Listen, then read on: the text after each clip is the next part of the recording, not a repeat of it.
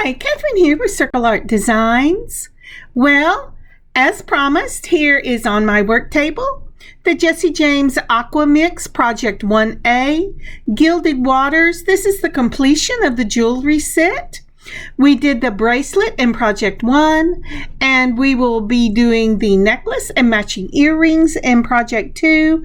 And as I said, this is a real quick project because mainly I was working on the bracelet, and I thought I would put this all out at once. But if you've seen Project 1, you know I had issues getting the video to download. But with that said, let's turn our eyes to our work table and get started. Before we start or pick up where we left off in Project 1, I thought we would turn our eyes to the Give Thanks to the Lord on my work table. And I am thankful to the Lord that this project finally got downloaded. And we're only sitting at 14 and on the weather, and I think that's awesome because I was expecting single digits or less. So praise God. I hope you have some praise gods also. Here we go. So these two projects, I pulled everything except for my center bead from my own stash. I was very thankful to have things in my own stash that would match the bracelet. This is the cage bead, and it's the last of the cage beads that we had from the Aqua Mix of the Jesse James, designed by me. And then we have some beautiful aqua beads. These are in 8 millimeters. Then we go down to a blue and a 6 millimeter. And then we go down onto some rondelles. And these are in the smoke and in the crystal. And doesn't that match beautifully together? I was so pleased when I had these in my stash. Remember, save all your beads, never throw them away. You can either use them for bead soup or you can use them in a project like this. We're using that steel blue, again, fine wire from Snowflakes. And we're going to be needing some crimps, same ones that we used in the bracelet.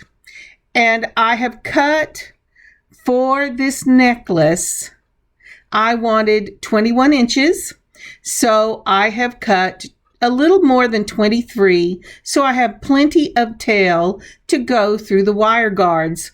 We have put on our crimp, and now we are moving through the wire guards. I'm sorry I didn't take a better look at this because I had shown it, intending for this all to be in the same one.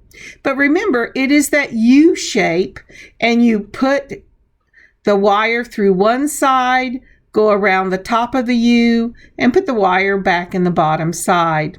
Once you've got that, you pull it down, you put both ends of your crimp on, just like that. Oh, I'm so glad my fingers aren't everywhere. And then once you've got it cinched down and you know that your wire is not twisted, put it in the back loop of your crimper, and it's going to make this lovely little M. Then put it in the front and mash the M together. When you put it in the front, you turn it a half of the angle so that one time it's in vertical and one time it's in horizontal. Now, I'm sorry I'm shaking for this today, but when I did this, I had been working on this for quite a long time, and my hands get really tired, and they shake a little all the time, but when I get really tired, they really shake. So please bear with me. All right, so what I am doing here is I am looking to see where the center of my cord is. And at first I was going to put the center on and build from both sides, but you notice I thought, I don't really want to do that. What I really want to do is I want to go ahead and build all the way. So the first thing I am doing is I'm putting on a crimp. I put out some 3mm spacers. I am going to use those between my beads. So I put on a crimp, and you go, why do you want another crimp? I'll show you in a minute. Okay, so I put on the crimp, then I put on a 3mm spacer, and these are the white hishis we used in the bracelet. I'm putting on 2 of those. And then I'm going to put on the crystal rondelle, and then 2 hishis again. And then I'm going to put on that smoky rondelle, faceted rondelle. Isn't that lovely? Oh, I felt so blessed to have these in my stash. And then some more hishis, and then the next size up. And remember, this is a crystal faceted in the blue, and it's a round bead. Then hishis, and then the aqua, if I can get that on, and that's the next size up. Do you see how they graduate up, each getting a little bit bigger? And then I'm going to put on 2 more of the hishis, just like that. And then another of the 3mm spacers. You can use either smaller spacers or larger spacers, depending on what length you want to go with. Now, when you are putting, do you see that circle that I'm aiming for right there in the top of this cage? You put, there's no channel going through these cage balls. So you want to put it in a circle on one side, and then follow that circle to the next so that it goes right through the middle. Now I'm putting on another spacer ball, 2 more hishis. Whoop, I didn't like that second hishi. Remember when I said in the first project, make sure your hishis are about the same size. They cut these with machines, and when they cut them, sometimes it cuts irregular and you get one too big or too thin. And so now that we have got the spacer and the hishi on, we're just going to follow this pattern right down, starting with the aqua, and this is the largest of the beads that I used. It's a size smaller than your cage bead. And then I am using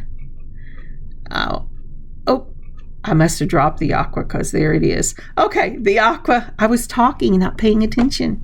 And then we're putting on 2 more hishis. And then we're putting on that beautiful blue. And then we're going to put on 2 more hishis. And then the smoky rondelle. I love these smoky rondelles. I received those in a package back last year, and I have been very careful doling them out. Isn't it beautiful? It just is stunning in person. And these are the last, I believe, of my smoky rondelles, and I can't remember where I ordered them.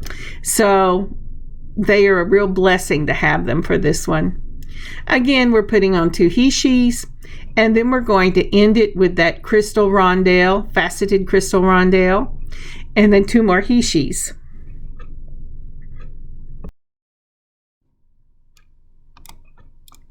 Sorry, I had to stop and cough. All right, now then, missed the wire. Okay, so now then goes on our 3mm, right like that. And then we're going to put on a crimp. Now, this crimp is for the center of the necklace. I am going to leave the wire exposed on this necklace. I absolutely adore the colors that the Snowflakes gives you in their beading wire. And it is just gorgeous. Doesn't that look beautiful? And so what I'm going to do, because I have gone ahead and put a crimp on both ends of the beads, I will center those in the middle of this necklace. But I'm first going to go ahead and finish this other end. So I've put on another crimp. I have picked up my wire guard. I'm putting it through the tube on one end. I'm making sure the wire guard is an upside down U or a small N. putting it through the tube on the other side, and then I'm going to put that wire right through the crimp, making sure that both wires are straight. And I've closed that crimp up, the wire guard up just a little bit because it had pulled out. Sometimes that happens, but it's just real easy to make the U. Now when I did that, I twisted those wires. Make sure you check your wires. It will not hold if your wires are twisted. You need one wire in each side. I've put the crimp in the back of the crimper and made an M, turned it halfway. Oh, there's my M. Do you see that? Turned it halfway so that it's on a different plane. Remember, we do one vertical, one horizontal, and then we're going to put it in that front circle of the crimper and mash the two ends together, give it a little tug, and there you have it. That one is done and holding. You can now cut the wire off. I leave just a teeny tiny little tail at the end of my crimp, but you don't really need to do that. I'm overly cautious. You also can put crimp covers on this. I do not have any at this moment the right size. To be real honest, I almost never use crimp covers, but you can if you want to. All right. So now then I am putting the wire together, and I'm making sure that one end of my necklace is slightly longer than the other. Now why would I do that? I'm going to add a necklace extender, and I want the necklace to be centered on this wire as much as possible. I am making the necklace 21 inches long, but with that extender it can go all the way out to 23.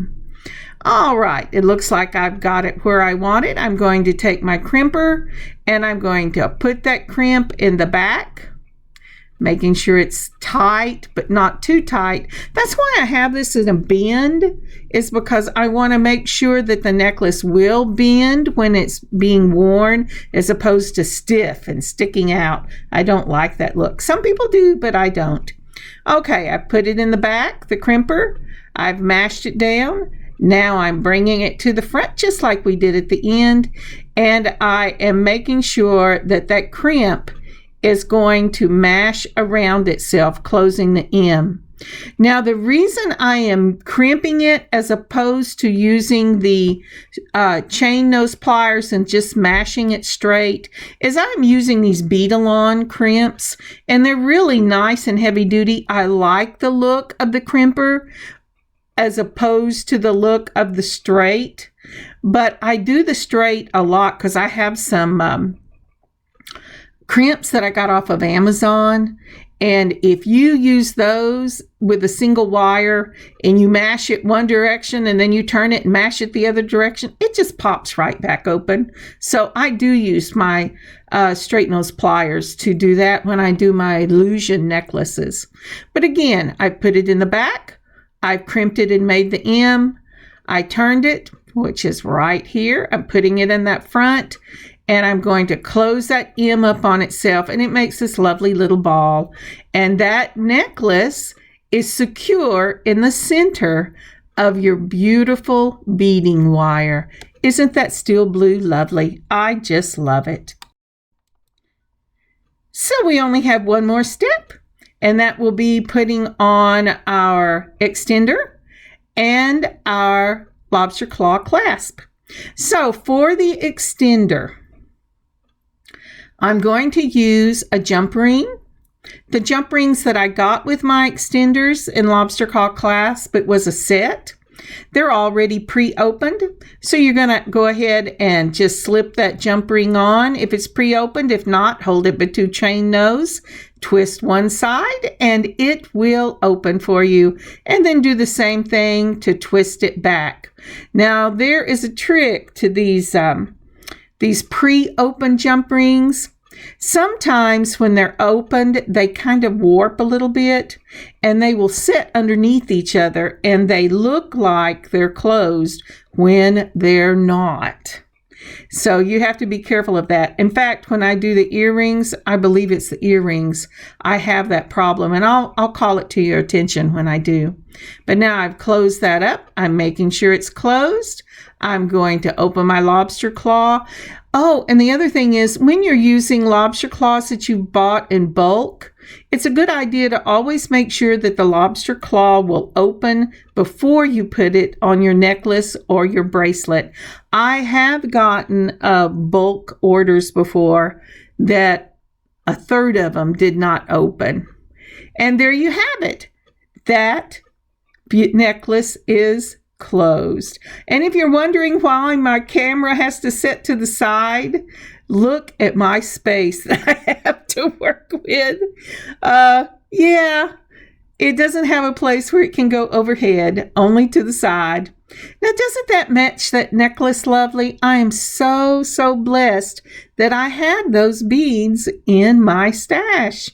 That is a beautiful set. All right. Many Waters Gilded. It's just gorgeous. Now, this is the last of the blue round beads. And again, I am using from my stash the 24 gauge eye pins. I got these off of Amazon as well. I really love them. But with the 24 and my 22, I don't trust them not to come open, and therefore I always do a rounded close. Now, to do this rounded close, I'm going to put on a 3 millimeter because I want them to match as much as possible this set. So I'm putting on the 3 millimeter even though I don't need it. And then I'm putting on 2 of the Hishis. That's a 3 millimeter gold ball. And then I'm putting on the Aqua for the earring. Then I'm going to take my straight nose pliers. I am going to hold it where none of the eye pin sticks up, because if it even has a little knob sticking up, it will get you. So, and I twist it in little twists all the way down until it comes to the bead and tightens. Make sure these little 24 gauges are straight, and even then sometimes you have to straighten them when you're through because you're holding on so tight to make the straight nose pliers do the little circles. Again, you're going to hold that with nothing coming out of the top. I always touch it to make sure. And then you're going to take little turns until you turn it and it touches the bead. And these are not turns that go on top of each other. They go beside each other. And there you can see that it said, oh, I'm twisted. So I had to get it fixed. Now, to give it the same look as the necklace, I am using necklace extenders for this. And you will need 2 chain nose pliers or a chain and a straight. Again, my jump rings are already open. I am putting on my extenders so it will have the same look as the necklace. Then I am putting on my bead charm, and I'm going to hold it between 2 pliers and twist. Actually, I'm holding it between 2 pliers and slipping. But I think I've got it done here. In reality, I don't, because I'm going to pick this thing up in a minute and it's going to fall right off, because did you notice I did not check to make sure it was closed? All right, so let's do the next one.